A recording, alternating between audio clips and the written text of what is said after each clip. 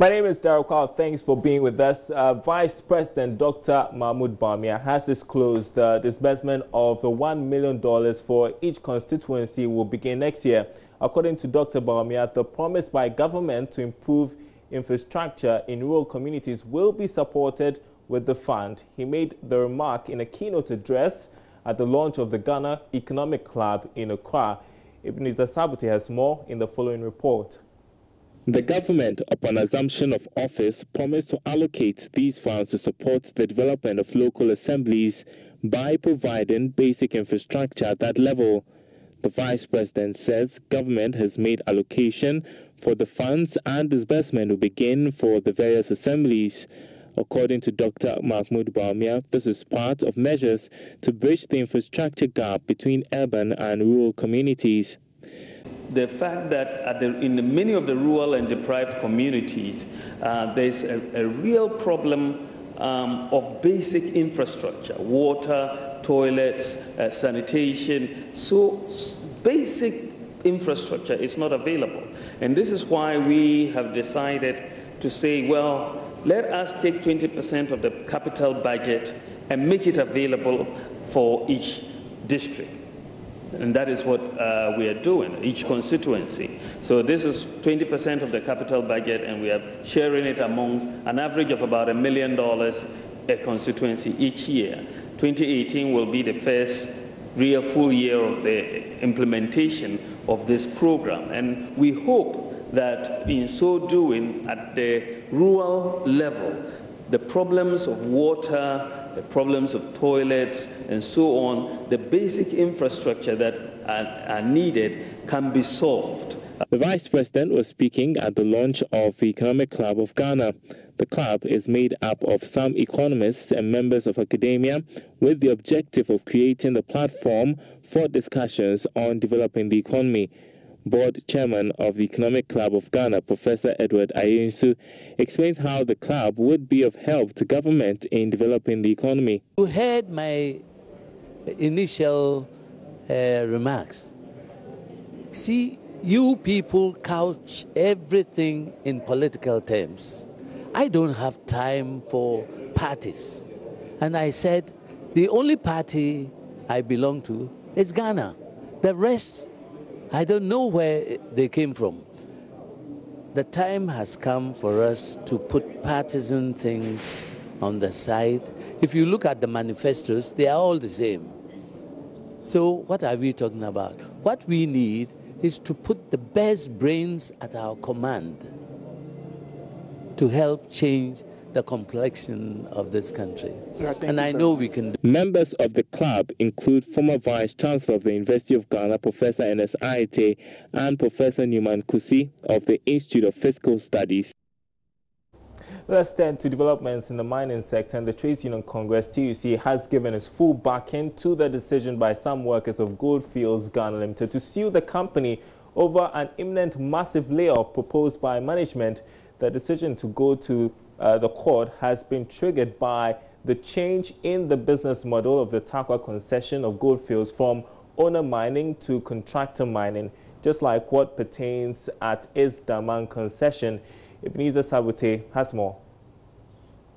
The decision by Goldfields to change its business model, according to management, is due to unstable gold prices and high cost of labor in recent times, which it says will threaten the fortunes of the company. The Ghana Mine Workers Union is describing this as only a ploy to lay off workers and says the company is only taking advantage of Ghana's weak labor laws. The Secretary General of the TUC, Dr. Anthony Yauba, says the National Union... We are there to solidarize with them. And that is exactly what we do. That's what unions do. That's why we are in court, to protect their interests. So the unions are formed to protect their interests and to promote the interests of workers. And Ghana Mine Workers Union is the union in the sector. They have made a move. They've gone to court to try to stop this process. And so we are going to support them legally. We are going to provide more support in terms of lawyers, in terms of our own experience in dealing with these issues. This is not the first time we are dealing with an issue like this. Meanwhile, the Ghana Mine Workers Union has indicated plans to petition Parliament over the matter. Kwaku Mensah Jakari is the chairman. It is ridiculous for them to talk about compensation. Already there's a CA that talks about this compensation. But let us not forget, what compensation are they talking about? It is something that is known in the mining industry. It is not anything different. But let us not forget that most of these employees are owing the banks, because when you are working, you must invest, building a whole lot of things. So most of these employees that we are talking about own these banks. They even own Goldfields, because Goldfields pay them rent advance of 2 years. So when you are leaving the service of company, all this money will be deducted from that same package. At the end of the day, I am telling you, it is a peanut that we pay to those employees. It is something that we have negotiated in the CA. Which is the next action is tomorrow, as they said, we must let the government hear us, other stakeholders to also listen to us, to call Goldfields to order. We are calling Goldfields to order. And as it has been indicated here, all our members in the mining companies are determined to solidarize with our colleagues in Goldfields, and it can be a disaster. He disclosed this after addressing the National Executive Council of the Ghana Mine Workers Union in Accra.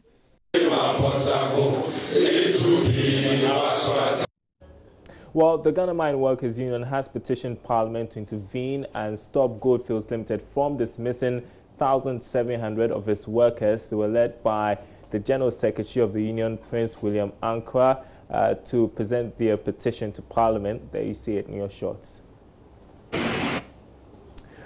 We are moving on to some other news tonight. The U.S. Central Bank has increased interest to be paid on government bonds sold in that country by 0.25%. This was after it met to review the health of the U.S. economy last week. The development could impact on the country's debt stock and interest paid on fresh bonds to be sold by Ghana. There is more in this report. According to the U.S. Federal Reserve, the increase was due to pick up in growth prospects for the U.S. economy. Here is Chair of the Federal Reserve, Janet Yellen. You may have noticed that we altered the statement language about the labor market outlook. This change highlights that the committee expects the labor market to remain strong, with sustained job creation, ample opportunities for workers, and rising wages. This hike would mean that persons who are investing or intend to buy U.S. government papers, which is seen as the safest in the world, will be getting more in terms of returns. Therefore, Ghana may have to pay these investors a little bit more in terms of interest to attract them to buy bonds issued by the government of Ghana. It is believed that this could impact negatively on the public debt, which has reached 139 billion cedis ending September this year, as well as a total interest payment for next year, which government has projected will be almost 15 billion cedis. The rate hike by the U.S. Federal Reserve is coming at a time when ratings agency Moody's has warned that Ghana will be paying high interest on the planned Eurobond sale for next year because of some developments in the U.S. Now, government's quest of ensuring stable petroleum prices at the pumps till February next year may be under threat. This was after oil prices started going up following the shutdown of a major oil pipeline in the UK. But should consumers be worried about this development? Here's George Rafi's report.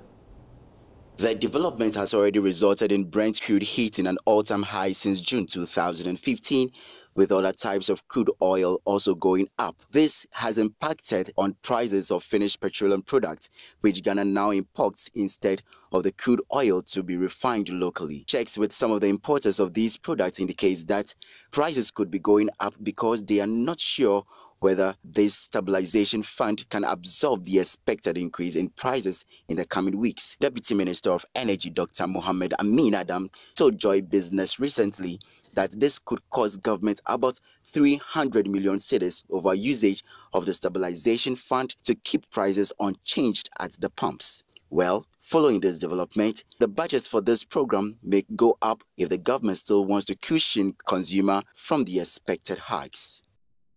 Let's turn to aviation now, and the co-chairman of Africa World Airlines, Togbia Fede, has reiterated the need for African countries to open up their airspaces to promote air transport on the continent.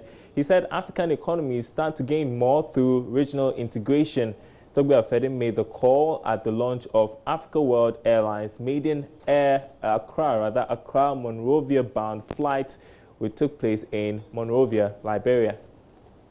The maiden Accra Monrovia flight by indigenous carrier Africa World Airlines touched down at about 1:50 GMT at the Roberts International Airport in Liberia's capital, Monrovia.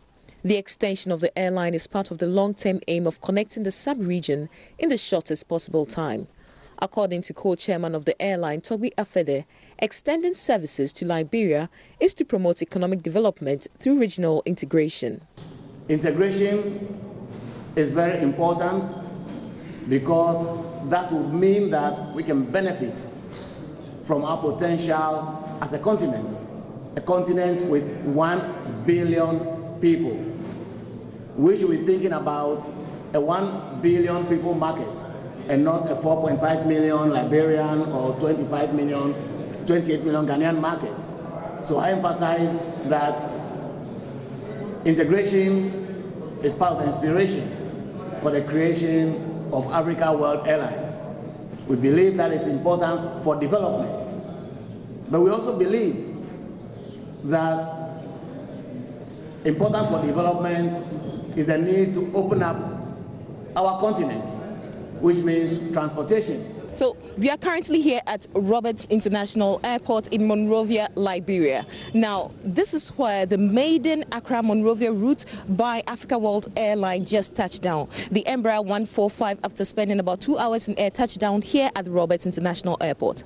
Now, this route, in addition to Africa World's regional routes, besides the Lagos and Abuja one, is part of plans by the particular airline to enhance continental travel and trade relations within the sub-region. Liberia's Finance Minister Bioma Kamara also expressed his government's commitment to providing the enabling environment for investments to thrive for the benefit of both economies. The government is going to create an enabling environment that allows for your investment in Liberia to prosper, and we believe that it must be one that is mutually beneficial to the two peoples. And we think that whatever that is taking place, we see this within the aviation landscape is an opportunity that brings joy. And this is what we are talking about. The development of Africa rests with Africans. The development of West Africa rests with West Africa. So Africa World Airlines entry into the market, we believe service delivery can be expected in terms of increased competition, and we'll also see price effect may obtain. So we don't take this lightly. In my capacity as the Minister of Finance and Development Planning, this is what we are looking for. For travelers, the introduction of this new route was good news. The first thing is the cost. The cost is not so much, and people can afford to travel on this plane. So business women and businessmen traveling from Ghana to Liberia, from Liberia to Ghana, I think they will really appreciate this gesture.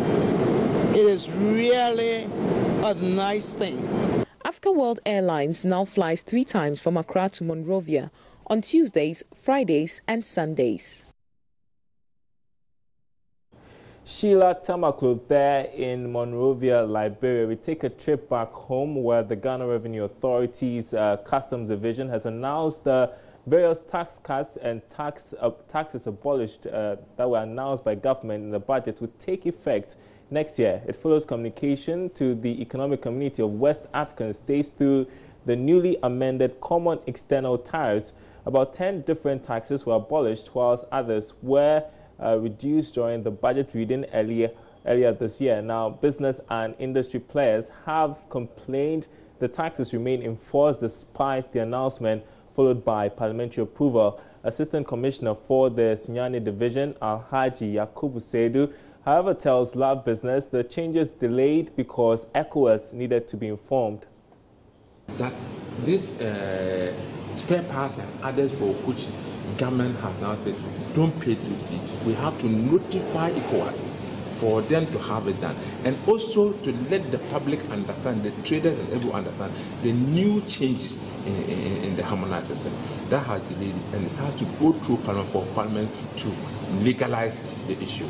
And so for 1 year, we're going through, and it's a document that has been so many changes, which we have to get it done in the ECOWAS level, and then adapt it in the local level. That would have cost it.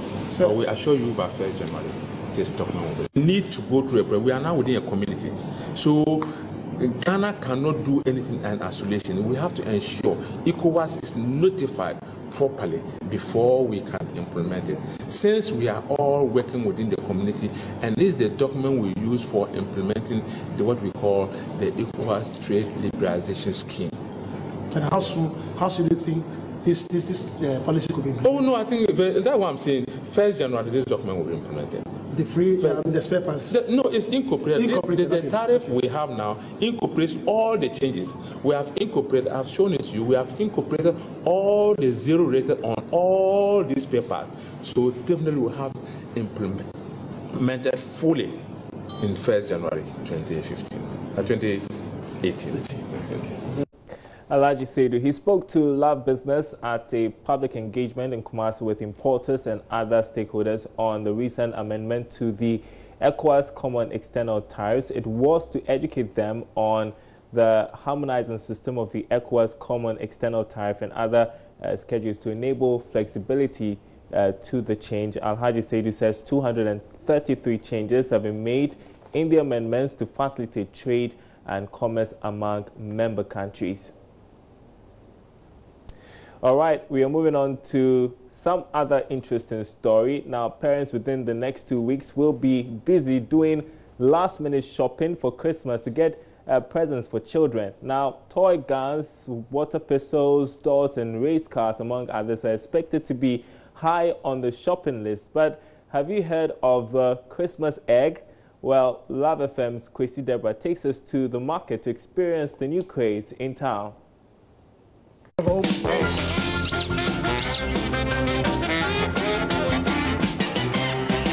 Rubber duck, you're the one. Rubber duck is a symbol of happiness and childhood memories. It gives comfort to people across age, nationality, and race. Rubber duck, the baby duck sound has since time immemorial been incorporated into many toys.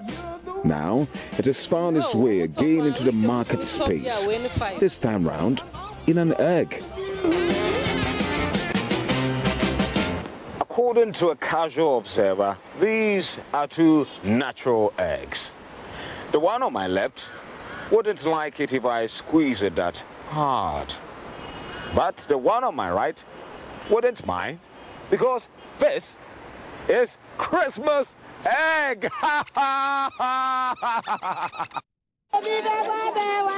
It's everywhere on the market.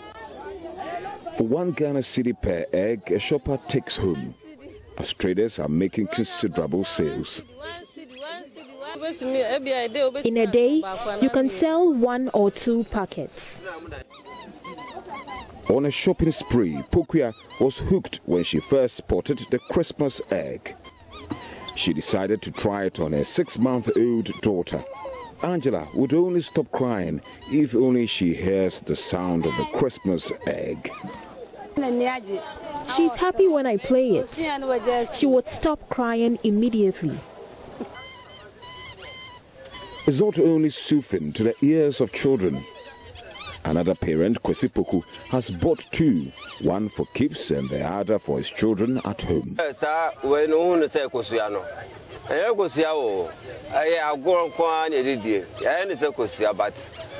You'd think it's egg, but it's not. It's all fun. When you send the pack to the house, the children will love it. I'm happy when I hear the sound.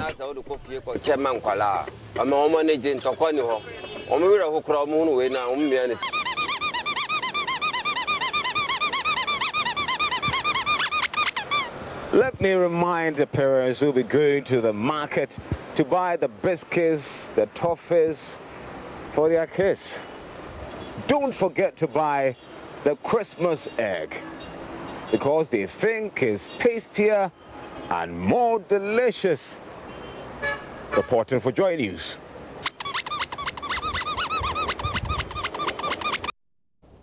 And Christmas promises to be fun. Kwesi, Deborah already having fun there. You're watching Business Live. We're taking a short break. We'll be back with our interview of the day.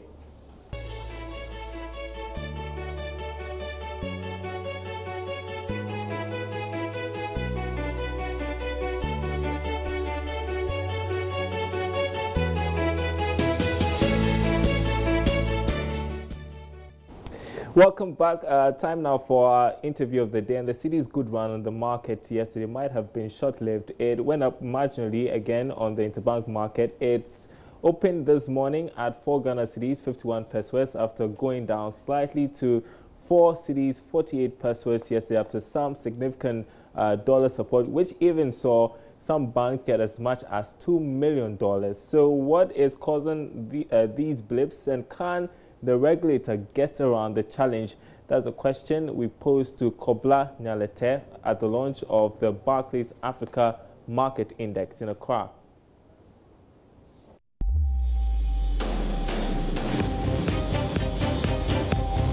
According to some market operators, the local currency's gain was influenced by significant dollar injection by the Bank of Ghana, resulting in some banks getting as much as $2 million.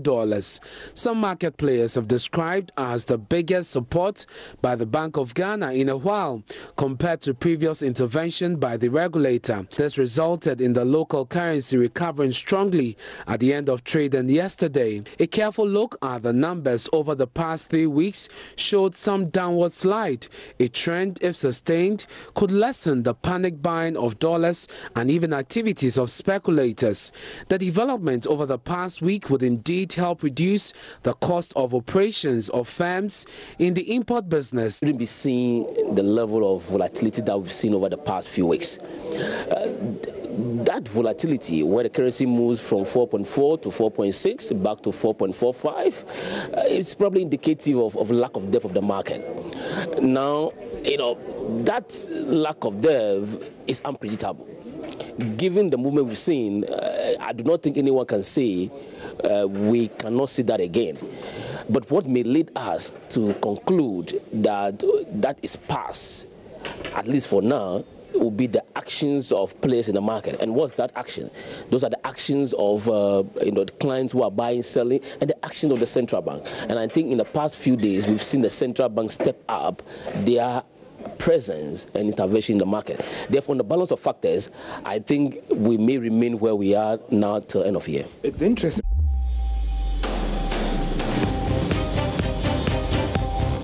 And that's it for Business Live. Thanks for watching. We have another bulletin for you tomorrow. My name is Darryl. More news on our website, myjoyonline.com.